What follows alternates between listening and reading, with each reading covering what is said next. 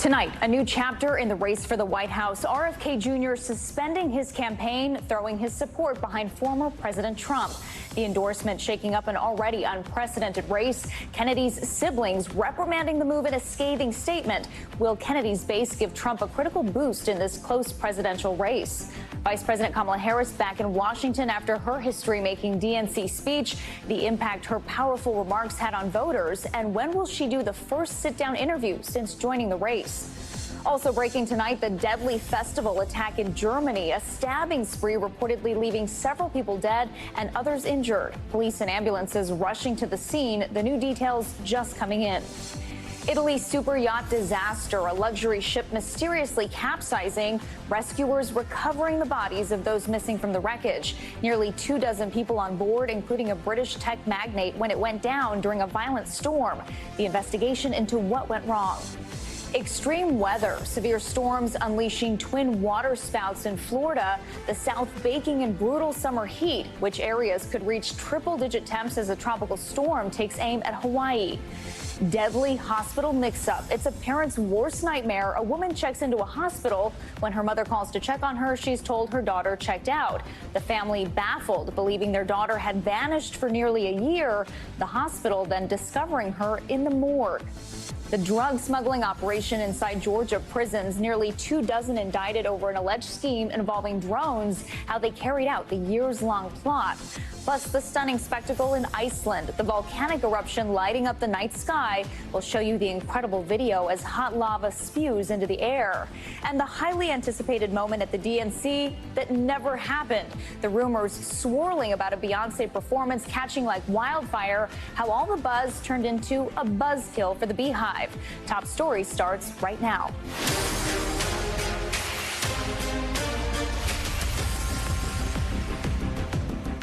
Good evening. I'm Valerie Castro in for Tom Llamas. Tonight, the sprint to Election Day is on, and the rapidly changing race for the White House enduring yet another shakeup.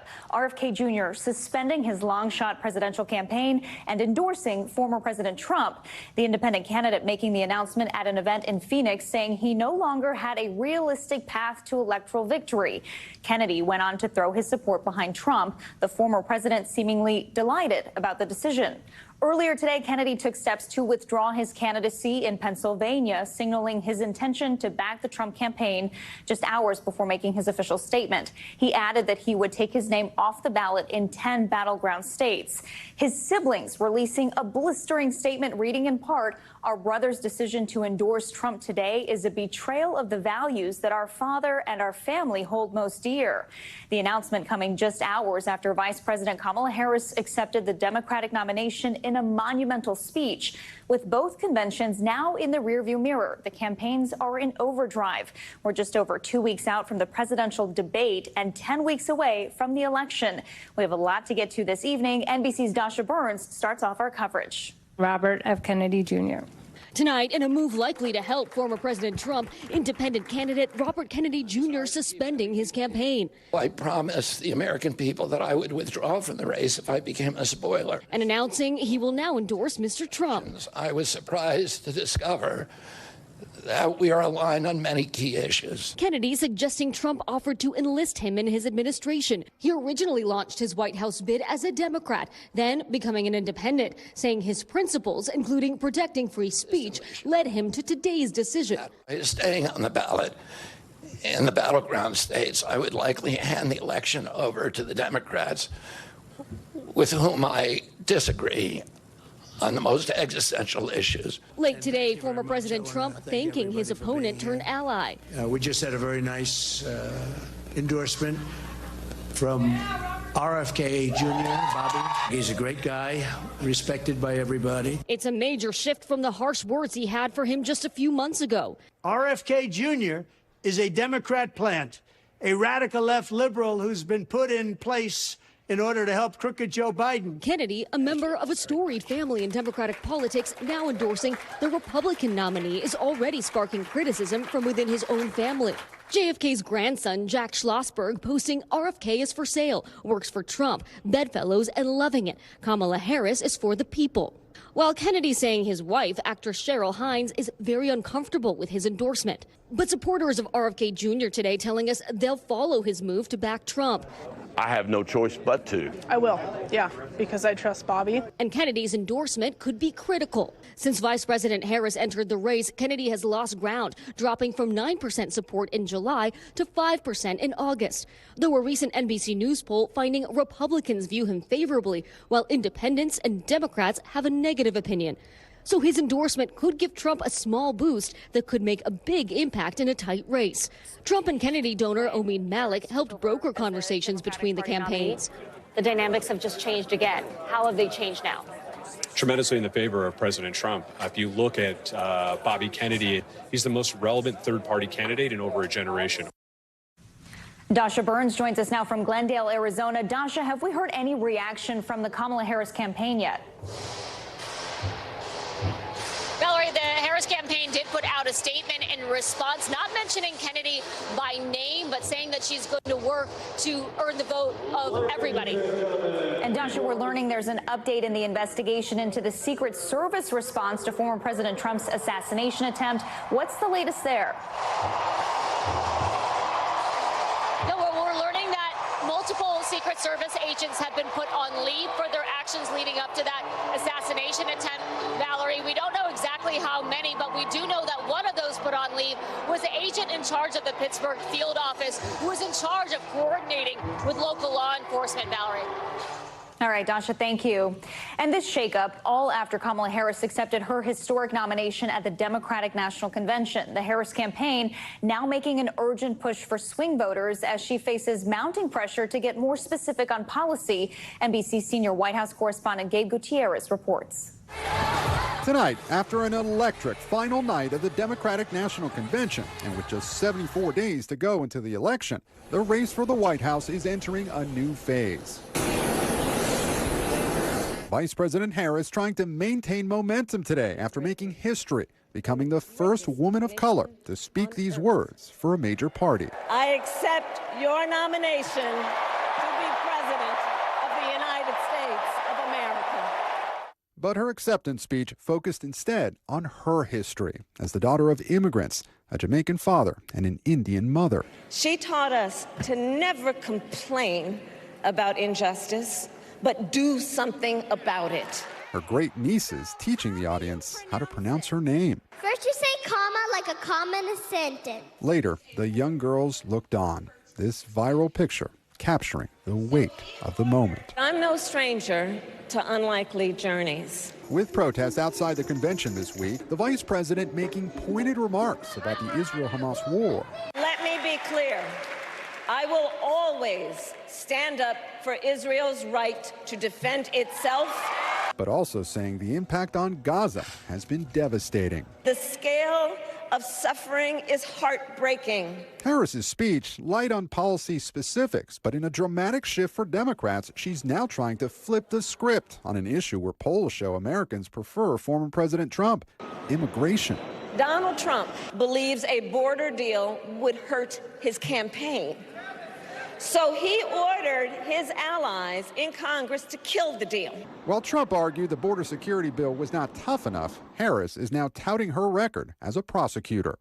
I fought against the cartels who traffic in guns and drugs and human beings, who threaten the security of our border. While trying to diminish the former president. In many ways, Donald Trump is an unserious man. But the consequences of putting Donald Trump back in the White House are extremely serious. And railing against Republicans for limiting abortion rights. Simply put, they are out of their minds. We trust women. We trust women. Still, her opponents are slamming the remarks. Just a few minutes after she spoke, Trump accusing Harris of running away from her record as vice president. Why didn't she do the things that she's complaining about? She didn't do any of it. She could have done it 3.5 years ago. Gabe Gutierrez joins us now from the White House. Gabe, people are wondering when Kamala Harris will sit down for a television interview. What can you tell us? Certainly, Valerie, that is a big question at this point. Her critics have been saying this for quite a while. Now, Vice President Harris did say that she expected to do a sit-down interview by the end of this month. That basically leaves next week. So over the weekend, there are no public events scheduled. We do expect her and she and Governor Walz to hit the campaign trail next week, and then to have more events in battleground states around Labor Day. But as of now, we don't have a firm date or time for when that sit-down interview would happen. All right, Gabe, thank you. And with both conventions over, the final race to November is on, and that race likely to be a sprint. Take a look at this election calendar. Some mail-in ballots will go out to voters in as little as 2 weeks in states like North Carolina. And the week after that, on September 10th, the big matchup, the first debate between Vice President Harris and former President Trump. Here with us now are Michael Starr Hopkins, a Democratic strategist and a former staffer on the Clinton and Obama campaigns, and Lance Trover, a GOP strategist and former spokesman for the Burgum presidential campaign. Lance, let's start with you. Let's turn back to the big political news of today. Does RFK Jr. backing Trump move the needle in any significant way? I think it does. I mean, there's a reason the Trump campaign has been lobbying hard to get this endorsement. If you go back before Joe Biden dropped out, the voters were kind of equally split between Democrats and Republicans that he was taking from them. Kamala Harris comes in. She pulls some of those soft Democrats back into her column. So Kennedy was holding on to some of the soft Republicans. So, and you saw in the video there, I mean, that kind of speaks volumes, right? It's anecdotal, but that's what the Trump campaign is banking on. And so I think there's no question it's going to help. And in an election this close, every single vote's going to count and matter. And I think that's why it's a big victory for the Trump campaign today, for sure. Okay, and Michael, we've already seen hints that RFK's endorsement could earn him a potential post in the next Trump administration, if there is one. Here's what Don Jr. said just a few days ago. I love the idea of, giving him, some sort of role in some sort of, major, three-letter entity or whatever it may be, and let him blow it up. I think that's what we need. With RFK's record on vaccines, what do you think the consequences of something like that could be? It's devastating. The idea that Donald Trump could appoint someone like RFK to be the head of the FDA, head of HHS. This is somebody who isn't just unserious, but they're dangerous. His rhetoric around vaccines causing autism, his belief that 9/11 was a conspiracy job. This is something that I think will not only backfire on Donald Trump, but it just shows the unseriousness of the Trump campaign as well. You've got people like Peter Thiel, Don Jr., Tucker Carlson, 0 for 2 now. They picked J.D. Vance as the VP, and now they're trying to add RFK Jr. I don't think this is a smart move for the country, and I think it's a dangerous move. Lance, same topic to you. Do you think, this is even likely to happen? I think that's a good question. And look, we don't know what deals have been made and what promises have been made. But, at the end of the day, it's Donald Trump who would be making the decisions and not RFK. And they're going to follow his leadership. And so, again, I think these are scare tactics by the Democrats. I understand why they're doing it, because, look, it's not a good day for them coming off the convention to have this guy potentially swing some votes out there in such a tight election. And Lance, let's go back to the finale of last night's convention. In Harris's speech, did you see any potential weaknesses in her remarks, and what are the potential landmines in the road ahead? Look, if you thought that if in your scorecard, forgetting about the last 4 years as she's been vice president, trying to wipe away the fact that she was the most liberal senator in the United States, if all that stuff appeals to you for trying to forget all that, it was a knockout speech. This campaign by teleprompter, though, has to end at some point. She's going to have to step forward and actually take questions from the media, actually address some of these serious issues. I mean, trying to position herself as a centrist, which I understand why she's trying to do that, versus the record that she has over the course of the last 4, 6, 8 years doesn't jive. And so she's going to have to step forward and explain some of these positions to voters. I mean, she's pretending last night like she's some kind of border hawk when it was she and Joe Biden who came into office and undid every single one of Donald Trump's border policies out there that lit the fire that let millions of illegal immigrants into this country. And Michael, talking about Harris giving a possible future TV interview, let's take a look back. Her performance in a major TV interview about immigration back in 2021 with NBC's Lester Holt was widely criticized as Lester pressed her about a lack of visits to the southern border. And after that interview, the New York Times reported she was, quote, avoiding many interviews out of what aides said was a fear of making a mistake. We still haven't seen a big sit-down TV interview with her since that one with Lester 3 years ago. Could this strategy of not doing interviews end up backfiring because of this increase in scrutiny? I reject the premise that Kamala Harris hasn't put forth policy provisions.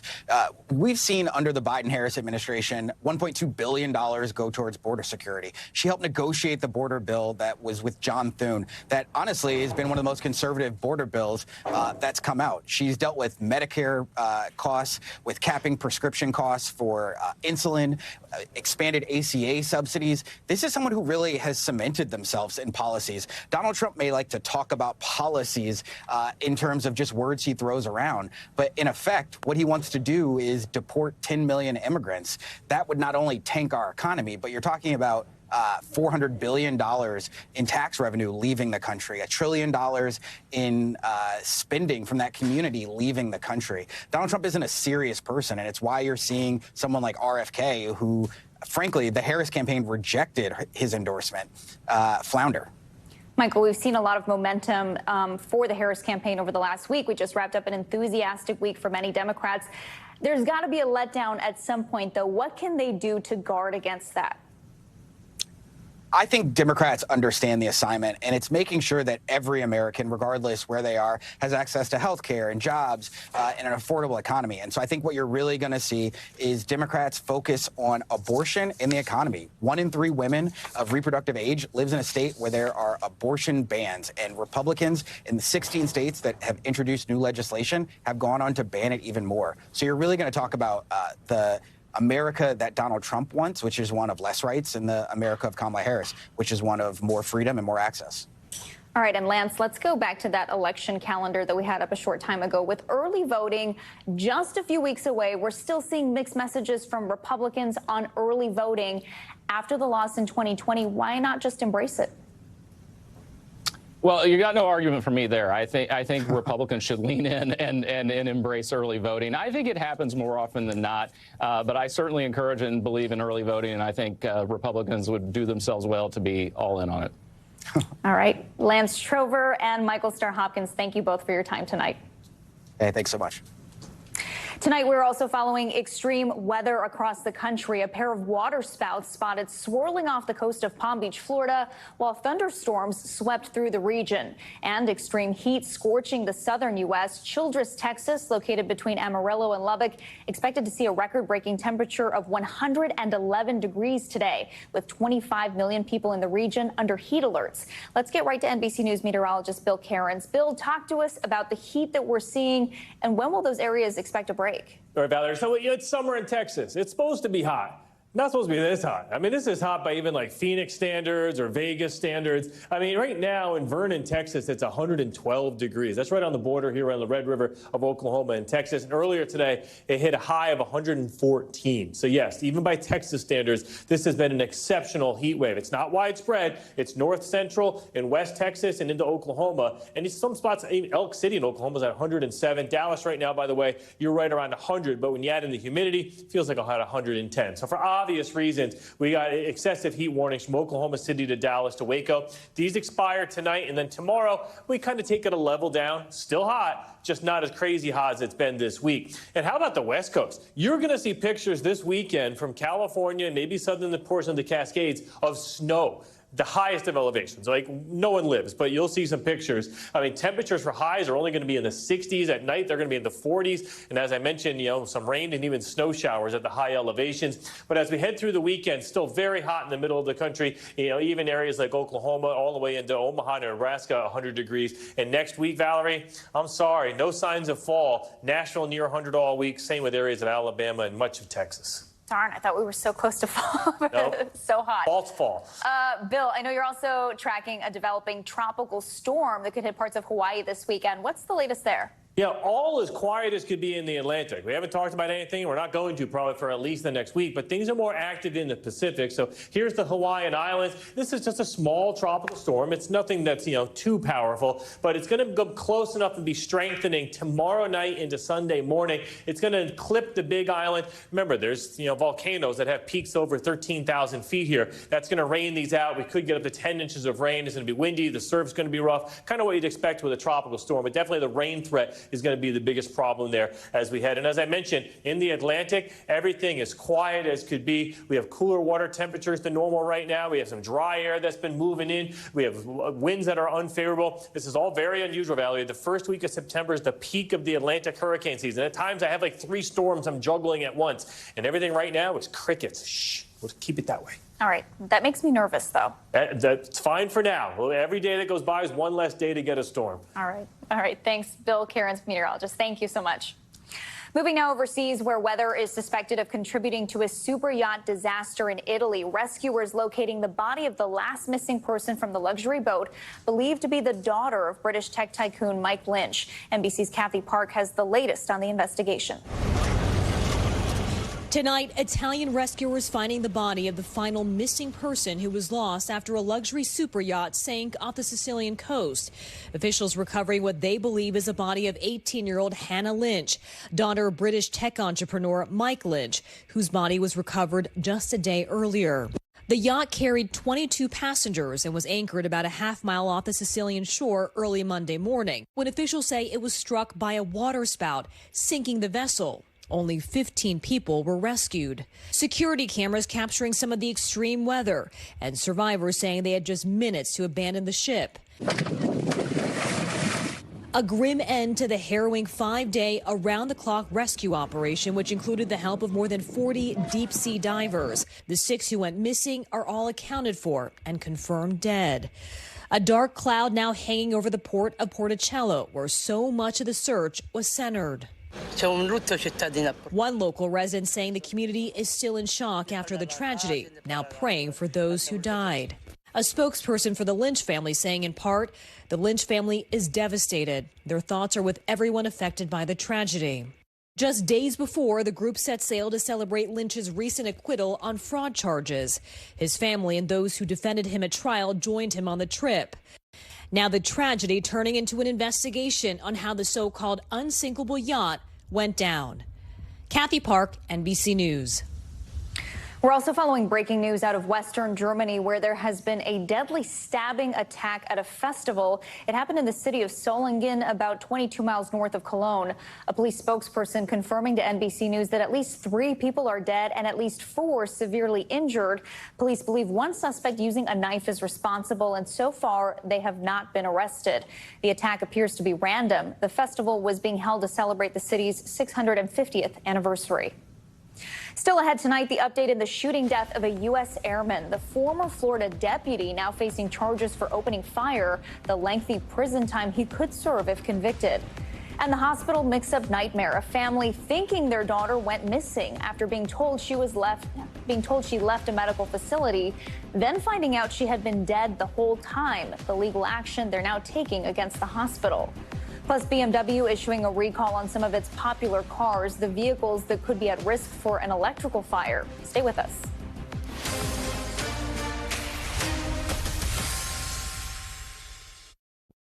We're back now with a devastating end in a search for a California woman who had been missing for a year. A California hospital telling her family she had been discharged, but it turns out she died while in their care and her body was still in their morgue. Steve Patterson has this report, a warning some of the details are graphic. Ginger Kanji is living a parent's worst nightmare. I have absolutely no faith in your hospital. She spent a year looking for her missing daughter, Jessie, but says a local hospital just informed her that her daughter actually died last year, and her body has been stored in a morgue this whole time. Kanji telling our Sacramento affiliate KCRA that in April of 2023, Jessie Peterson was admitted to Mercy San Juan Medical Center after experiencing a diabetic episode. She wanted to leave the hospital, and I told her she was in the best place to get the best care that she needed. She needed to stay put. A few days later, Kanji says she called the hospital to check on her daughter, but was told Jessie had been discharged. They said they didn't have anybody there by that name.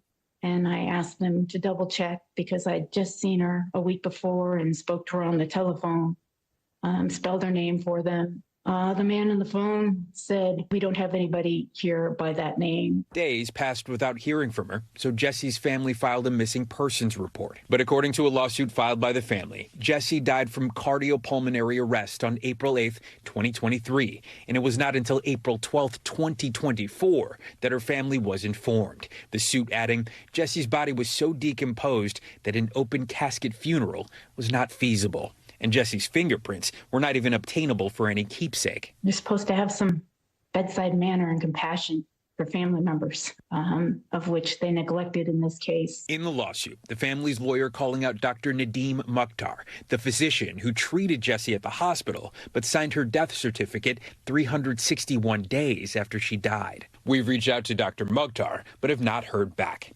Dignity Health, the company that owns Mercy San Juan Medical Center, telling NBC News in a statement, we extend our deepest sympathies to the family during this difficult time. We are unable to comment on pending litigation.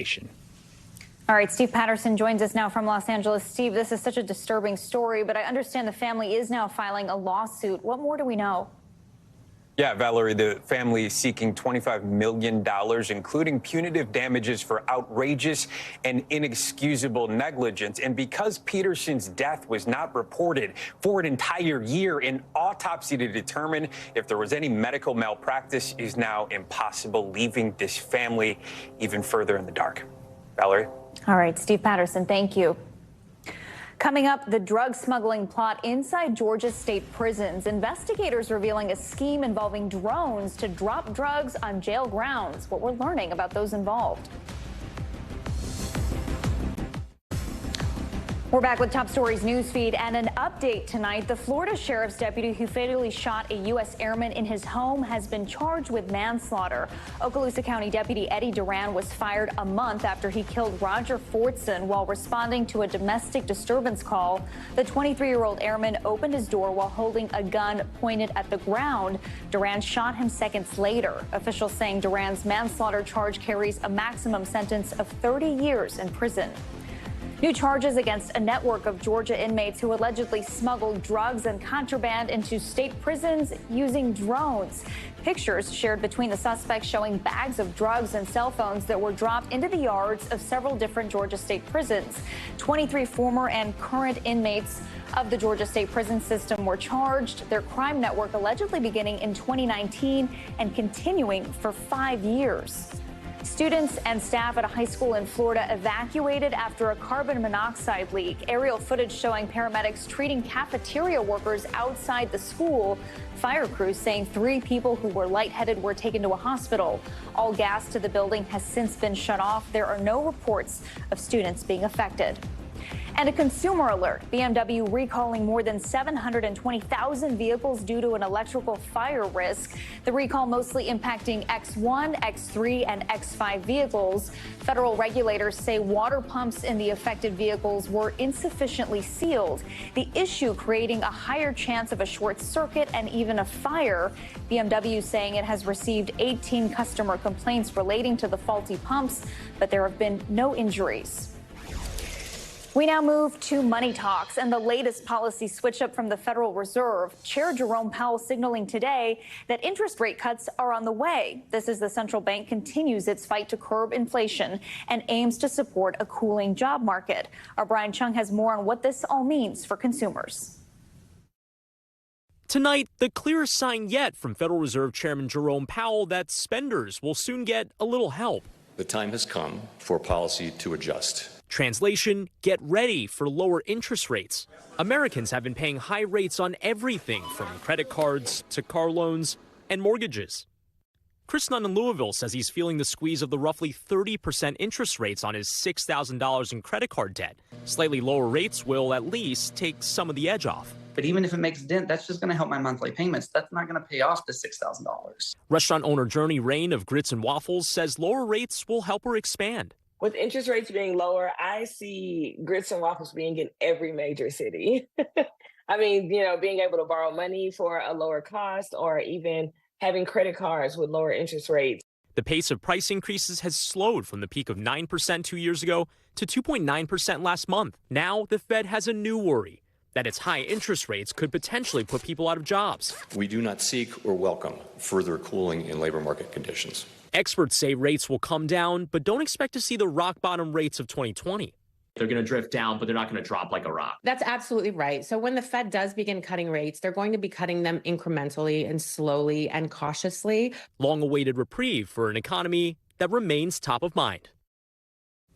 And Brian Chung joins us now in the studio. Brian, let's talk about interest rates and inflation. Do we know how drastic these cuts might be? Yeah, and that's the thing is that we don't at this moment. We know that, okay, yeah, the Fed has said that these interest rate cuts are likely to come in their next meeting, which, by the way, is September 18th. But we don't know if it's going to be a 1/4 percentage point or a 1/2 percentage point. What we're hearing is that it could depend on the next round of data. We get one more jobs report, one more inflation report that tells us the state of this economy. If it looks like maybe they need to pare back on the brakes a little bit more, they might go with that more aggressive 1/2 percentage point move, but they could also go by the standard 1/4 percentage point move. That's usually what they do. It kind of depends on how the data comes in. And what could those lower rates do to the stock market? Yeah, well, I mean, look, the stock market had a really rocky last few weeks, let's call it, right? You remember that Dow day where it was down 1,000 points after that bad jobs report? Well, we've rebounded since then. And even on the S&P 500, we're actually flirting with all-time highs again. So the market has already, as investors say, priced in the expectation that the Fed is going to ease up and basically throw the economy a bone by lowering interest rates here. Where it goes from here, it really depends. If the lowering of interest rates doesn't do the job of making sure that we can avoid a spike in the unemployment rate, maybe markets could turn down again. It's really a fool's game to try to predict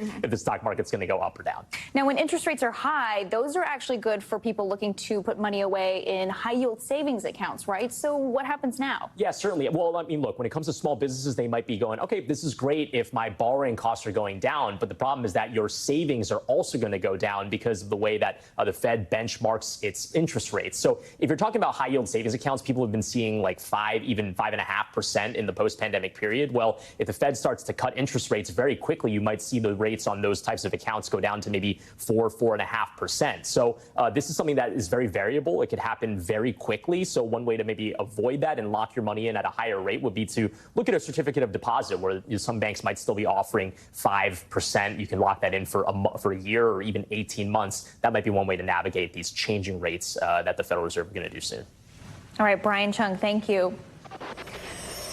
Now to top stories, Global Watch, starting with the tourist bus plunging into a river in Nepal. New video showing first responders using a pulley system to reach the victims. At least 27 people were killed and 16 others hurt. Authorities say the bus was carrying Indian nationals when it veered off a highway and fell about 500 feet into the river. Mexico's government now accusing the son of infamous drug kingpin El Chapo of kidnapping another cartel boss. Mexican officials issuing an arrest warrant for the son of Sinaloa cartel founder Joaquin El Chapo Guzman. They allege he kidnapped a fellow narco boss known as El Mayo and flew him straight to U.S. law enforcement. Both men are now in U.S. custody after El Chapo's son flew a small plane carrying them into El Paso, Texas last month. And an up-close look at an erupting volcano in Iceland. New aerial footage shows hot lava spewing from the site of the eruption as plumes of smoke rise above it. Officials saying this is the volcano's 6th eruption since December. Right now, the lava is not flowing towards the nearby town, but most of the residents there have already been evacuated. Up next, the Beyoncé rumor mill swarming the final night of the DNC. The internet frenzy over a Queen Bee performance that was never in the works. Where the speculation all began and the big disappointment for the Beehive. Back now with an update. In April, we told you about a manager at a California school district who was accused of bullying, including the time he moved an employee's desk to the roof after a disagreement. His coworkers claim he was never disciplined because of a close relationship with the district's superintendent. Now, that superintendent is out of a job. NBC Bay Area investigative reporter Candace Wynn has been following the story closely. The board took action in closed session to terminate the superintendent's employment agreement effective immediately without cause pursuant to the terms of That's Antioch Unified's board president Antonio Hernandez making the announcement. In a 5-0 unanimous vote, board trustees stripped Stephanie Anello of her superintendent title. According to her contract, she'll be paid up to 9 months of her $353,000 salary. I can't thank you enough. I cannot. If I could stand here for 3 minutes and just say thank you over and over again, I would. You heard us. Kim Atkinson is one of the at least 4 district employees who have filed bullying complaints against maintenance director Ken Turnage. Jim Kessler is another. Turnage had instructed staff to put Kessler's desk on a roof after the two had an argument. Next to the display, a ladder and a sign reading Kessler's Access. The district called the incident a prank, not bullying. The employees feel Turnage got special treatment because he's close friends with Anello and her husband, Antioch's former police chief. It's a long time coming. It's, they're starting at the top. I still don't understand for the life of me why Turnage is still employed.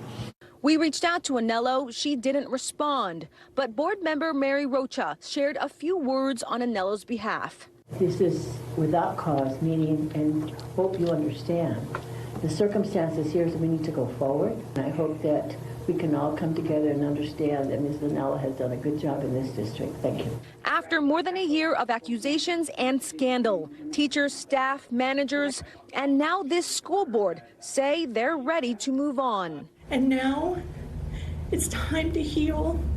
Let's all heal. Let's move forward. I'm happy. Today's a good day, but it's not over. Jim Kessler says it's not over because Ken Turnage is still on administrative leave as the school district continues to investigate more bullying claims against him. We reached out to Turnage tonight and he messaged me saying, quote, "Of course I'm not responding." With the investigative unit, I'm Candace Wen, NBC Bay Area News. Now to that Beyoncé rumor that took the internet by storm. Many watching the DNC last night expected to see a surprise appearance by none other than Bey herself. False reports and speculation sending fans and nearly everyone else into a frenzy. But it turns out there were no plans for her to take the stage at all. A supersized letdown for the Beehive. I'm irritated. I am irritated. After rumors that a star like Beyoncé would make a surprise appearance and perform at the Democratic National Convention would prove to be just that, a rumor. A gap in Thursday's program leading fans and convention goers to speculate about a surprise guest ahead of Harris's speech after an already star-studded convention that included surprise speaker Oprah Winfrey a night earlier. Stevie Wonder, Pink, the Chicks, there were lots of fantastic talent there, but I know people were hoping for a few other famous faces to show up. The internet guessing everyone from Dolly Parton to former President George W. Bush. Another notable Republican, Mitt Romney, also named, but the Utah senator squashing that rumor.